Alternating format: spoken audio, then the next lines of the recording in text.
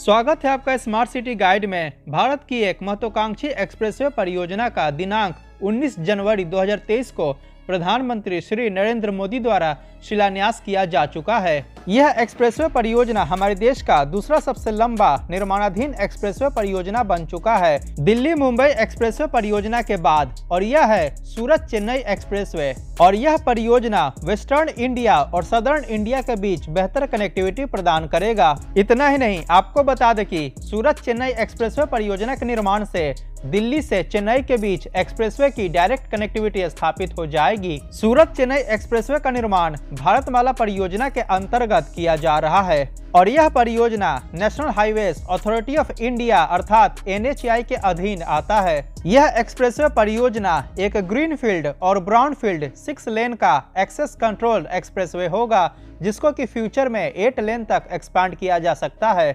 इसको सूरत Chennai economic corridor के नाम से भी जाना जाता है। सूरत चेन्नई एक्सप्रेसवे परियोजना की कुल लंबाई 1271 किलोमीटर है। इस प्रकार यह हमारे देश का दूसरा सबसे लंबा निर्माणाधीन एक्सप्रेसवे है, दिल्ली मुंबई एक्सप्रेसवे परियोजना के बाद। जैसा कि आपको पता है कि दिल्ली मुंबई एक्सप्रेसवे परियोजना की कुल लंबाई 1382 किलोमीटर है। सूरत चेन्नई एक्सप्रेसवे को वाहनों के 120 किलोमीटर प्रति घंटे की रफ्तार से चलने लायक डिजाइन किया जाएगा। आपको बता दें कि वर्तमान समय में सूरत से चेन्नई के बीच यात्रा के दौरान लगभग 30 आवर का समय लग जाता है, परंतु एक्सप्रेसवे परियोजना के निर्माण के बाद इस दूरी को मात्र 15 आवर में पूरा किया जाएगा, यानी कि ट्रेवल टाइम लगभग आधा हो जाएगा, जिसके कारण कनेक्टिविटी बेहतर होगी, लॉजिस्टिक्स कॉस्ट में कमी आएगी और व्यापार को बढ़ावा मिलेगा। यह एक्सप्रेसवे परियोजना गुजरात, महाराष्ट्र, कर्नाटका,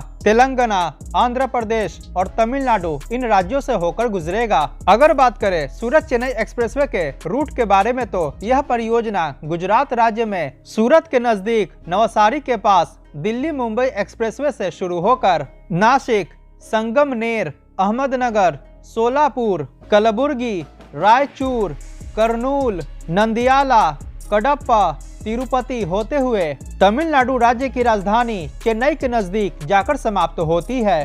इस एक्सप्रेसवे परियोजना के कारण सूरत से चेन्नई के बीच कनेक्टिविटी तो बेहतर होगी ही, लेकिन राज्यों के अंदर भी कनेक्टिविटी बेहतर होगी और इस परियोजना से सबसे ज्यादा लाभ महाराष्ट्र और आंध्र प्रदेश राज्यों को होगा। पूरे सूरत चेन्नई एक्सप्रेसवे परियोजना को 2 भागों में बांटा गया है। पहला सूरत सोलापुर इकोनॉमिक कॉरिडोर है, जिसकी लंबाई 564 किलोमीटर है, और इस परियोजना का दूसरा भाग सोलापुर चेन्नई इकोनॉमिक कॉरिडोर है, जिसकी लंबाई 707 किलोमीटर है। अगर बात करें इस परियोजना के ग्रीनफील्ड खंड के बारे में, तो सूरत से नासिक होते हुए अहमदनगर तक का खंड, जिसकी लंबाई 290.7 किलोमीटर है, यह इस परियोजना का ग्रीनफील्ड भाग है। इसके साथ ही इस परियोजना का अकलकोट से कलबुर्गी, रायचूर होते हुए कर्नूल तक का भाग भी एक ग्रीनफील्ड भाग है और इस खंड की कुल लंबाई 281 किलोमीटर है। इन दोनों ग्रीनफील्ड खंडों के अलावा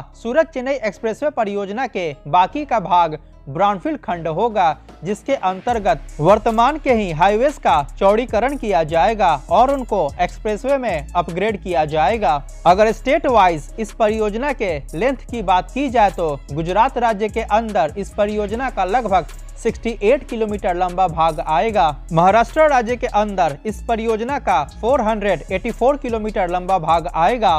कर्नाटका राज्य के अंदर इस परियोजना का 177 किलोमीटर लंबा भाग आएगा। और आपको बता दें कि कर्नाटका राज्य के अंदर आने वाले इन्हीं 177 किलोमीटर लंबे भाग में से 19 जनवरी 2023 को प्रधानमंत्री श्री नरेंद्र मोदी द्वारा 136.5 किलोमीटर लंबे ग्रीनफील्ड भाग के निर्माण की आधारशिला रखी जा चुकी है और इसी के साथ सूरत चेन्नई एक्सप्रेसवे परियोजना का निर्माण भी शुरू हो चुका है। शिलान्यास किए गए 136.5 किलोमीटर लंबे ग्रीनफील्ड खंड के 2 सेक्शन है। इसका फर्स्ट सेक्शन कलबुर्गी जिले में बड़ादल विलेज से मरादगी एस अंडोला विलेज के बीच है, जिसकी लेंथ 71 किलोमीटर है और इस खंड का निर्माण पीएनसी इंफ्राटेक द्वारा किया जा रहा है। इस खंड के निर्माण में 2100 करोड़ रुपए खर्च किया जा रहा है और इसका सेकंड सेक्शन यादगीर जिले में मरादगी एस अंडोला विलेज से बसवंतपुर विलेज के बीच है और इसकी लेंथ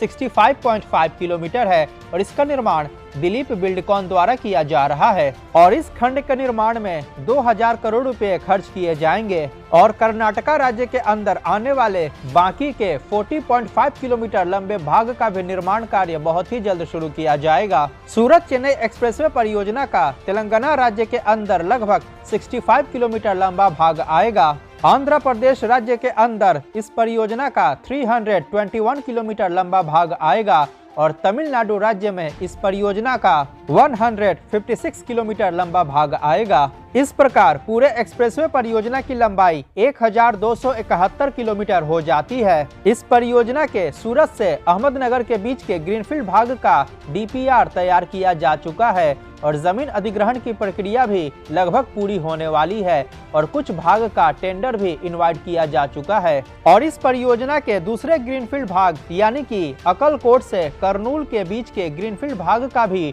डीपीआर तैयार किया जा चुका है। जमीन अधिग्रहण की प्रक्रिया पूरी हो चुकी है और टेंडर्स को भी इनवाइट किया जा चुका है। इस खंड का निर्माण कार्य 6 पैकेजेस में किया जाएगा और इसके पैकेज 2 और पैकेज 3 का निर्माण कार्य भी शुरू हो चुका है, जो कि कर्नाटका स्टेट में आता है और बाकी के पैकेजेस का भी निर्माण कार्य बहुत ही जल्द शुरू किया जाएगा। सूरत चेन्नई एक्सप्रेसवे परियोजना के निर्माण में लगभग 50,000 करोड़ रुपए खर्च किए जाएंगे और ये 2025 या 2026 तक पूरी तरह से बनकर तैयार हो जाएगा। इस परियोजना के निर्माण के बाद कर्नाटका, तेलंगाना और आंध्र प्रदेश की चेन्नई पोर्ट से कनेक्टिविटी और भी ज्यादा बेहतर हो जाएगी। सूरत चेन्नई एक्सप्रेसवे को दिल्ली मुंबई एक्सप्रेसवे, महाराष्ट्र समृद्धि महामार्ग, विजयवाड़ा बेंगलुरु एक्सप्रेसवे और बेंगलुरु चेन्नई एक्सप्रेसवे से भी लिंक किया जाएगा। सूरत चेन्नई एक्सप्रेसवे परियोजना का निर्माण हाइब्रिड एनुइटी मॉडल अर्थात HAM मॉडल पर किया जा रहा है और क्योंकि यह एक्सप्रेसवे परियोजना दिल्ली मुंबई एक्सप्रेसवे से कनेक्ट रहेगा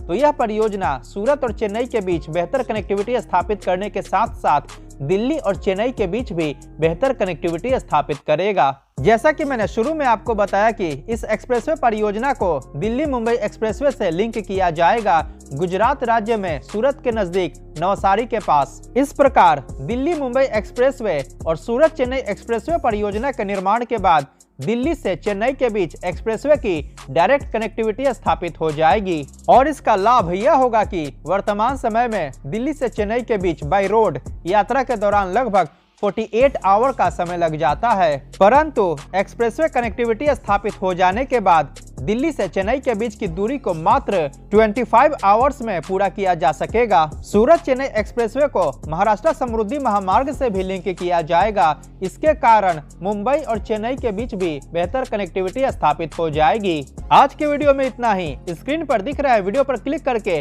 2023 में कंप्लीट होने वाले 10 परियोजनाओं के बारे में अवश्य जानें। अगर वीडियो पसंद आया हो तो लाइक करें और चैनल को सब्सक्राइब करना बिल्कुल ना भूलें। मिलते हैं अगली वीडियो में। जय हिंद, वंदे मातरम।